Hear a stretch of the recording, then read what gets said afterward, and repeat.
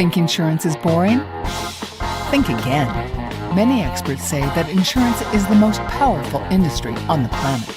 So join us and discover why the QUOTERSCAST is making insurance super cool.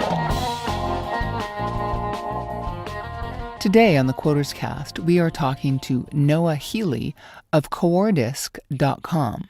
Noah is the founder of Coordisc and developed CDM, Coordinated Discovery Market, which is a technology product that has the potential to completely reorder the global financial system. Here's our conversation now. I wanted to get your take on this.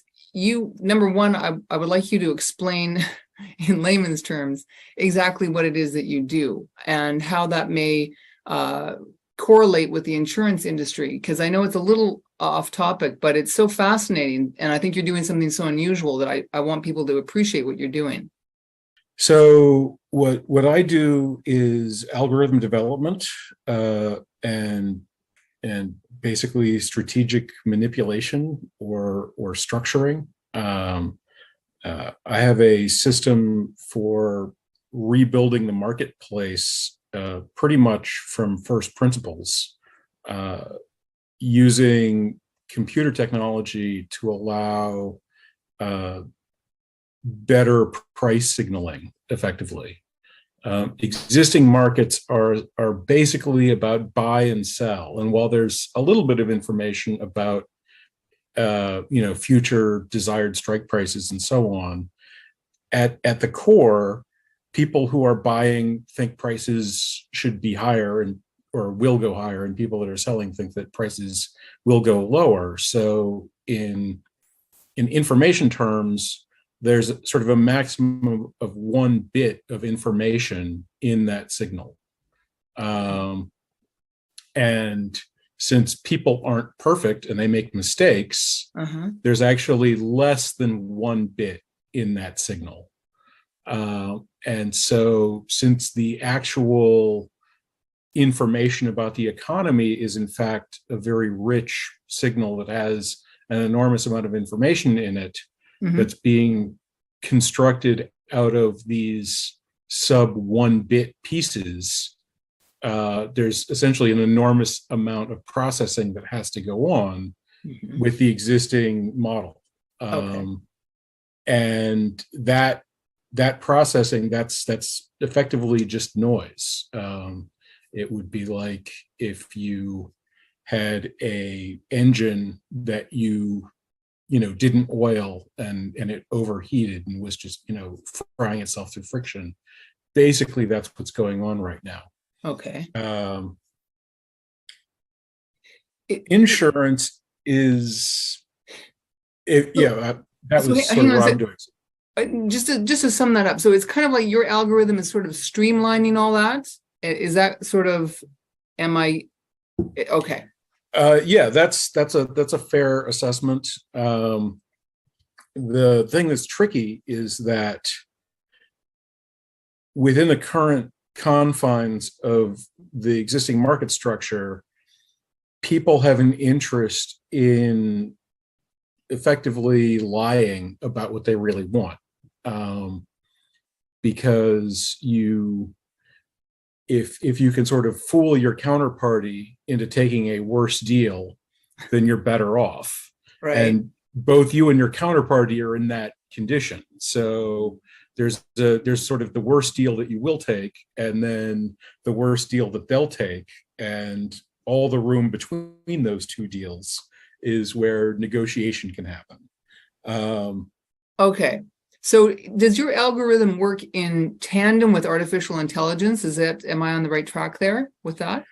Not really. So the existing AI revolution is really just based on one learning algorithm, that is the neural network learning algorithm, and a handful of techniques for training neural networks.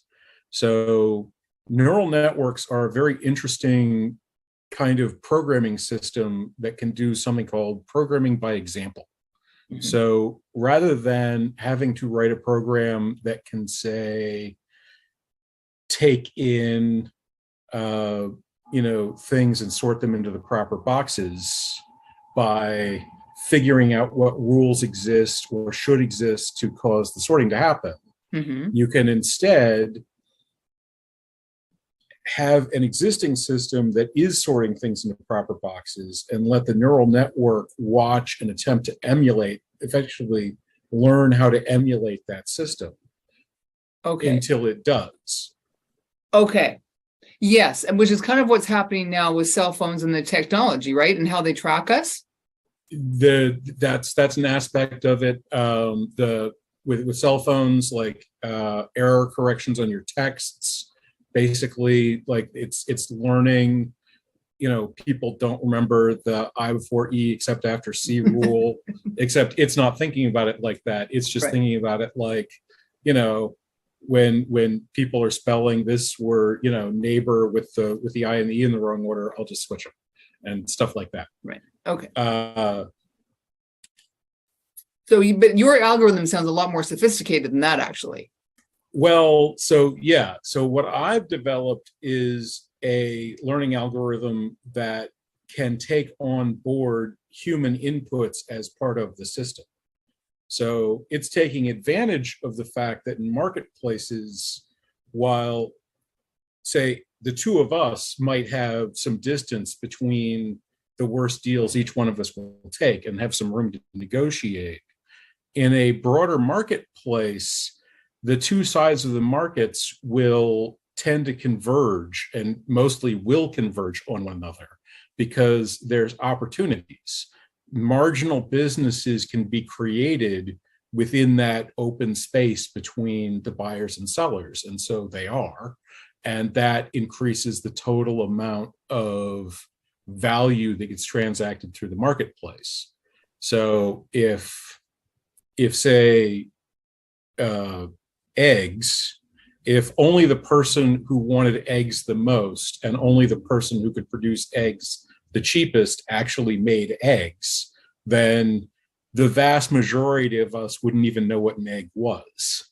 But because there's room to fill in, less efficient egg production and less, valuable egg consumption, there's a market for eggs that includes millions of creators and consumers. And your algorithm finds those, is that correct? My algorithm effectively allows those two sides to directly negotiate with each other over those prices in a way that stabilizes over time. Okay. Okay. So since this is the business that we're in is insurance, I know there is a tentative connection. Can you draw that line for us as well as possible? Absolutely. So the thing about insurance is that it's very much a information-based business. Yes. And again, there's this sort of two-sided information asymmetry.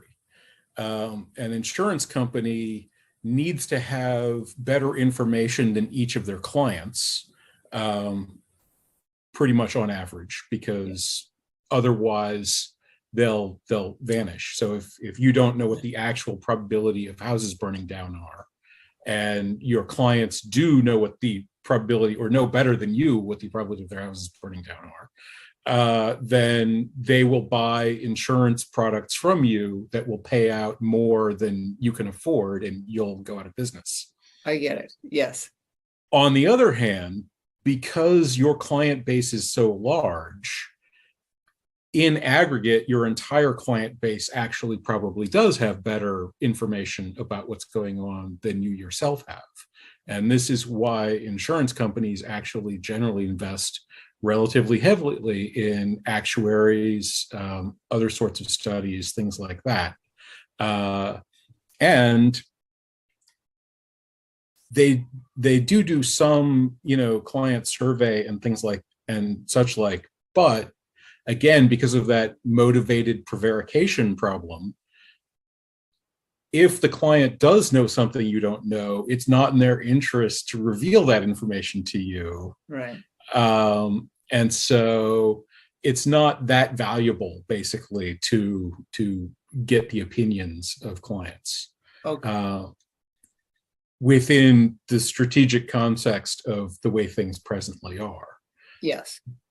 But imagine a scenario where you had a data source where people could provide information into your model for pricing things, which would give them, to the degree that their information turned out to be valuable and profitable, a share of your actual profit stream, thus providing a positive incentive for them to fess up or tell you what's going on. Okay, so what would be an example of that kind of information that wouldn't necessarily be that valuable for, or would be valuable for the insurance company from the clients?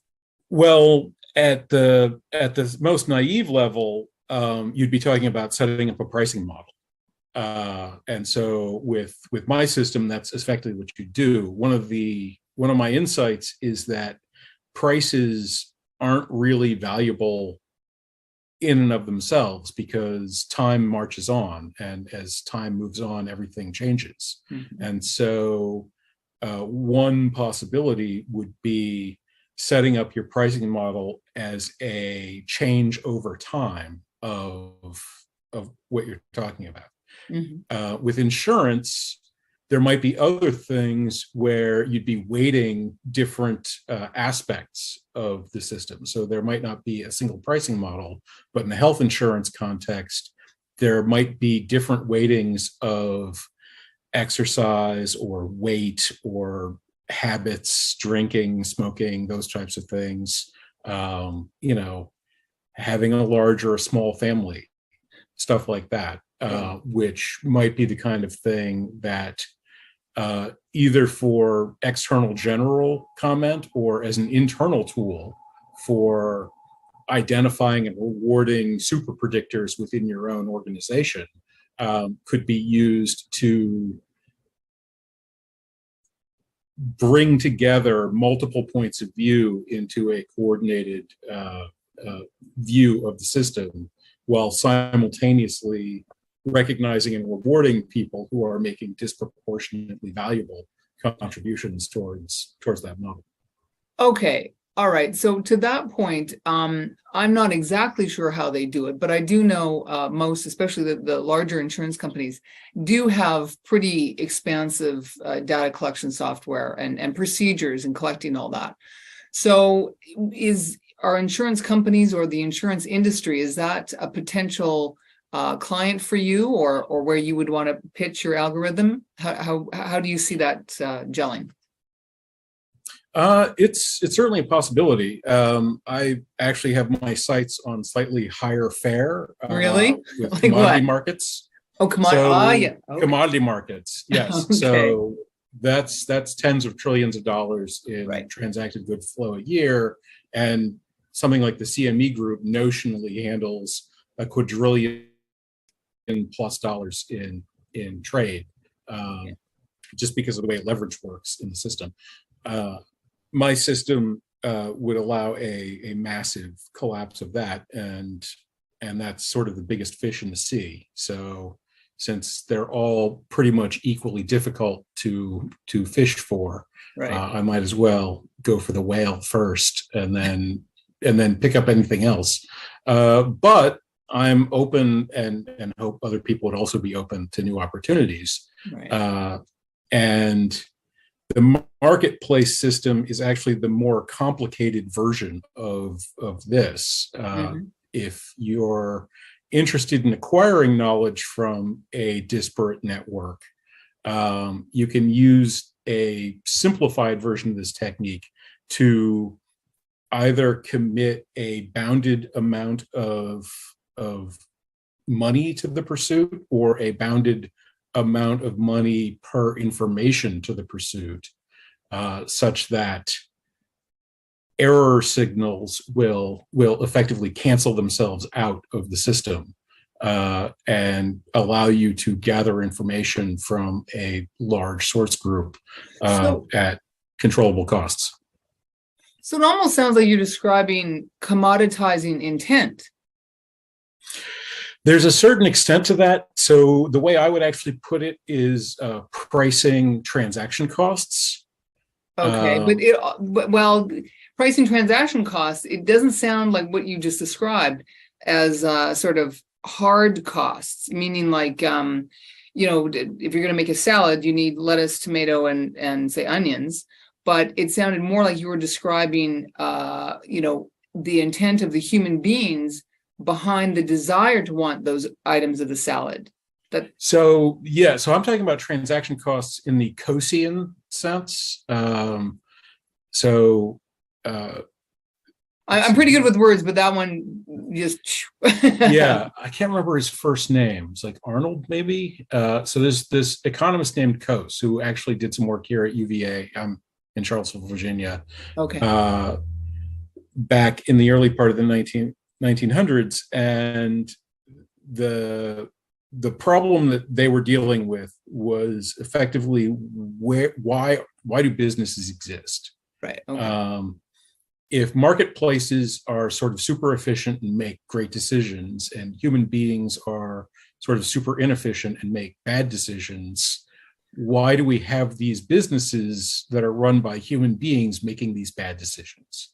And so Coase comes up with this concept called transaction costs, that, okay, sure, something like the New York Stock Exchange is awesome and is telling everybody the right answer to everything all the time, but there's a cost to using a marketplace, to setting it up, to actually paying attention to it, to making the errors and so on that go into that. And so what my system does is allows you to price, basically decide a fixed value for that set of inchoate costs that are associated with transaction. And so the notion of transaction costs is that people actually running businesses and making decisions works out, because most of the decisions we make don't matter very much. If I put cucumbers instead of tomatoes in my salad, maybe I won't like it as much, but the cost of setting up a New York Stock Exchange style marketplace to figure out how to make my lunch is going to be so disproportionate that the amount more that I would like my lunch is just not worth the effort. So I can go ahead and make these relatively small and minor choices, like where to explore for oil in the Midwest and things like that on my own, without having to set up an entire complex market system to make those choices for me. However, again, thanks to computer technology and this sort of mathematical formalism, decisions that you may right now be making informally or just off the cuff might be valuable enough and might be cheap enough using systems like this to be able to set up these relatively low-cost markets to allow them to be made in a integrated joint fashion and consequently better. Okay, so it almost sounds like you've created an algorithm that eliminates trial by error. Well, I wouldn't go nearly that far, because the information still has to exist within the population. So okay. if you're out in the weeds, people are going to have to be trialing by error. However, if you have such a system, you might be able to set up a reward structure that could distribute the trial and error. And okay. Now I think I'm getting it. This is really complex.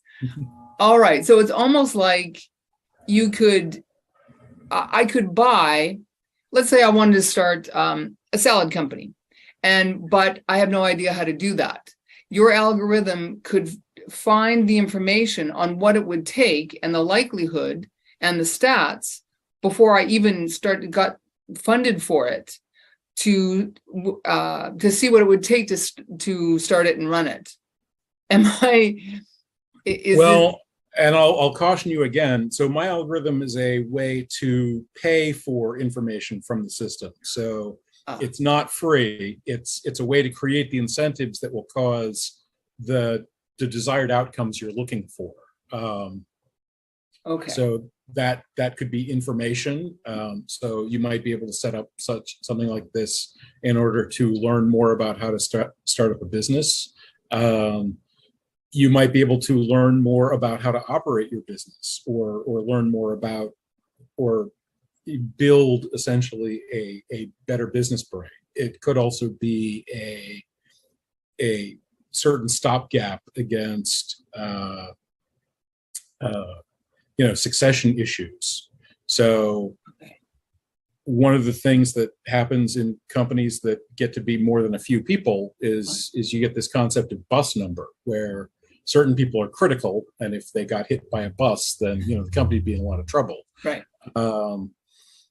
If you have these kind of federated decision models, then even people who are in relatively important positions can become less critical, and the company can have some continuity out of that. But I think the most important thing is that these sort of better decisions that are made by markets aren't this mysterious force or a pure freebie. The fact is that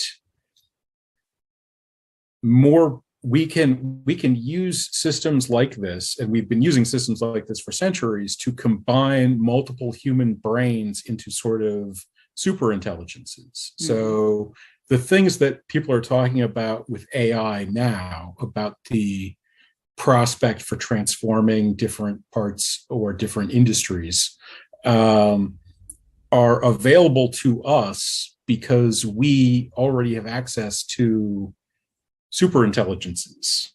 Okay. We know that we can get multiple human beings together on a problem that's reasonably specified to make decisions that would be better than any of the people involved in that system can make on their own. Okay. And so if you're in a business, and finance is very much one of these kinds of businesses where consistently better decision making is going to be a game changer, mm-hmm. Then building out these sorts of systems becomes a strong potential competitive advantage to hold over other people that don't build such systems. Right. Okay. I think I've got it now. So at what point in sort of the market process do you see your algorithm fitting? Is it close to the beginning or more near the end? So my algorithm is a price discovery mechanism. So it's sort of right smack dab in the center. The marketplace is essentially a place where buyers and sellers come together. My observation is that that's an oversimplification, and that a deal not only requires the good or service or whatever and the cash, but it also requires the information, that intent you were talking about, where the two sides each have their information about how this is in their interest. Right. And one of the things about now is that we currently understand information itself to be a physical process that we can measure and transmit and so on.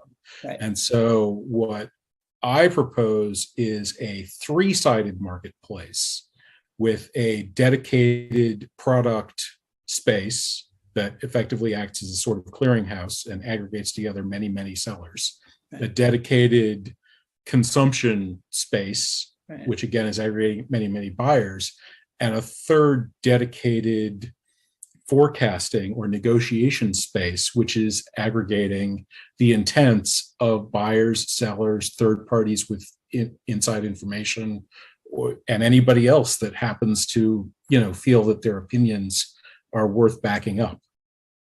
Well, now this is getting really fascinating. So it sounds also that there could be, like any good thing, there's also the potential for a downside.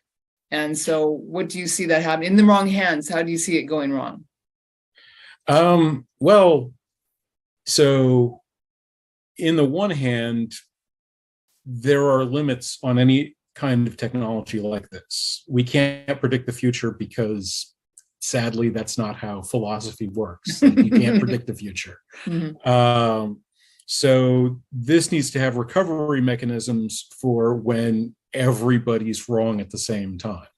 And this does have recovery mechanisms for that. Essentially what happens in that case is that the forecasting market adjusts its cost to buy in. So if this market goes off the rails, it becomes much less expensive to correct it than it was to push it off the rails in the first place. And the people who come in and sort of white knight and save everything get a windfall profit as a result of having pulled things back onto course. Okay. However, speaking sort of to the other thing, since what this is doing is creating superintelligences, all of the downsides of superintelligences that show up in debates around AI, right, which can become quite hyperbolic, or in science fiction or even modern fiction these days, is AI and robots are becoming more and more popular. Mm-hmm. But even just we have centuries of experience with the markets themselves. If decisions and important decisions are being made by a system that's more intelligent than any people, then decisions are made in ways that can't really be back-checked or understood by the people that are going into them. And so there's a bravery requirement, if you will, and a certain amount of faith that you have to trust in the mathematics and sort of play the long game, that getting better decision making means that you're not always going to agree with or understand the decisions that are made.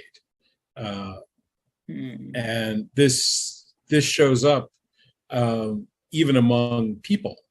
There are numerous games of skill and strategy which have become popular enough to be, generally televised, and so right, they have commentators, and the commentators do what they can. But if they could understand what was going on in the game, they'd be playing it. They wouldn't be telling us about it. Right. And so there's in World Chess Championships, there's actually been an interesting development over the last decade, where for about a century it was the case that the commentators on the game couldn't really understand the games in many cases. Right. But now we have these chess AIs that are much, much stronger than human players. Right. And so the commentators now have access to the chess AI, telling them what good or bad moves are. So they have access to better information than the people playing the game. But they're not good enough to actually understand what the AIs are saying. Right. So a move gets made, the AI tells them that it's a good move. They try to figure out why a human being might have missed or seen something there.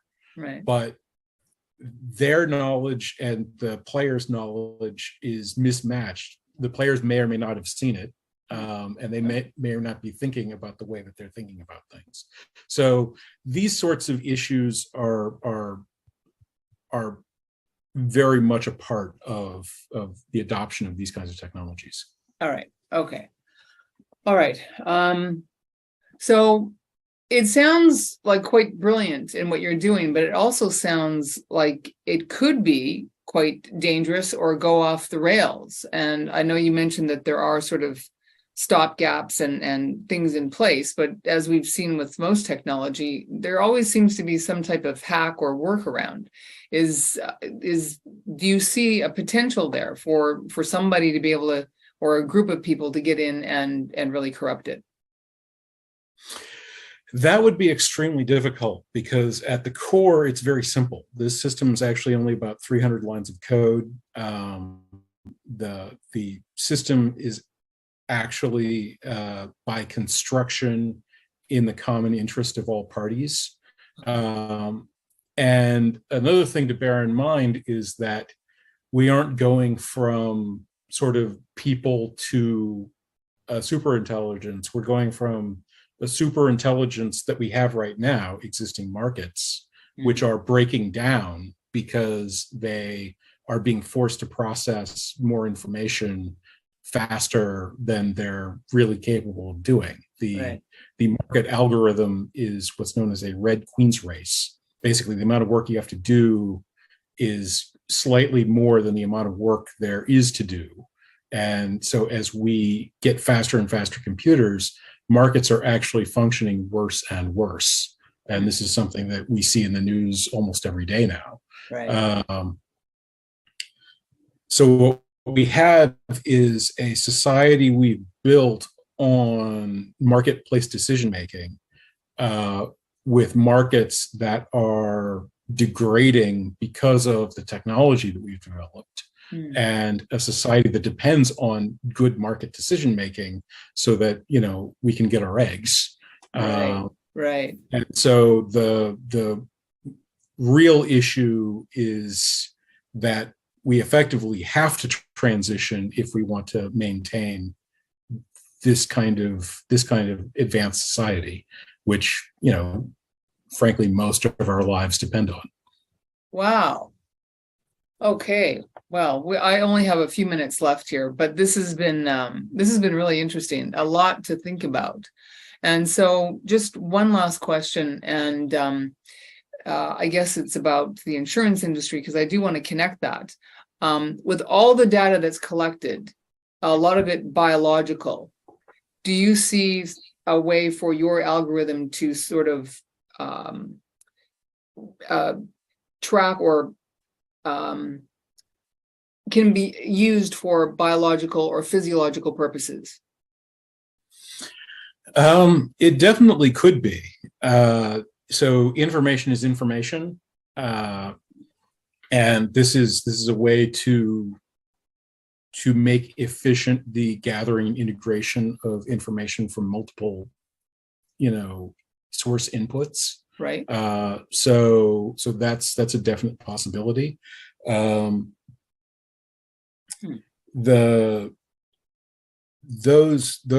systems are really in their infancy, and there are other issues with things like privacy and so on, which right now the younger generation doesn't seem to care about, but that may or may not turn out to be a good decision. I've pointed out on other podcasts that for the majority of human existence, most people lived in environments where they enjoyed significantly less privacy than we have today. Because if you're living in a tribal structure or a village structure, everybody knows everybody's business. But what's very, very different is that reciprocity was a foundational part of that type of a system. So the tribal leader knows everybody's business, but everybody also knows his business.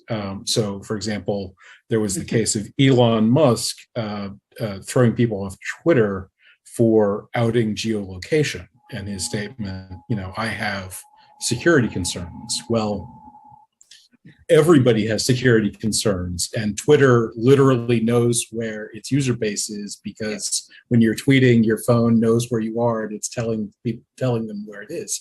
So you know, that reciprocity is going bye-bye, and that may or may not turn out to be safe. All right. Yeah. No, I don't think so. So All right. I would love to be able to follow up with you and follow your work a little bit and see, how things develop for you, Noah. If you don't mind, I would love that. And so I wish you all the best of luck on it. And so I'm going to have to sign off here because I think we have just a few more minutes left. And so is there anything else you want to add at this point? No, thanks for having me on. And yeah, I'd love to follow up at some point. This was great. Excellent. Thank you. And I'll make sure that all your links and all the information are connected to this podcast. And we should probably say your website. It's Coordisc. Yeah. So coordinated discovery, Coordisc. Right. Okay. That's the coordinated discovery market. Love it. Okay. Thank you, Noah. Take care.